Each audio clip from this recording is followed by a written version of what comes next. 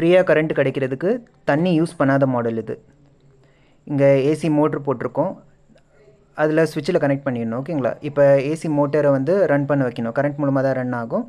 இப்போ இது ரன் பண்ணும் போது இங்கே கியர்ஸை செட் பண்ணிவிடுவோம்.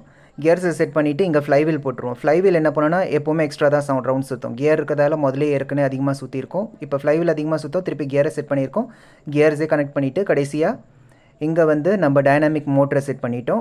டைனாமிக் மோட்டரை செட் பண்ணதால் இது வந்து சுற்றும் போது கரண்ட்டு கொடுக்கும். சார்ஜ் பண்ணியிருக்கோம். சார்ஜ் பண்ணி அந்த பேட்ரி ஃபுல் சார்ஜ் ஆனதும் அதில் ஒயரில் போயிட்டு ஒரு கெப்பாசிட்டர் கொடுத்துட்டு திருப்பி அந்த மோட்டருக்கே அந்த சுவிட்சை எடுத்துருங்க, திருப்பி மோட்டர்லேயே கனெக்ட் பண்ணிவிடுங்க.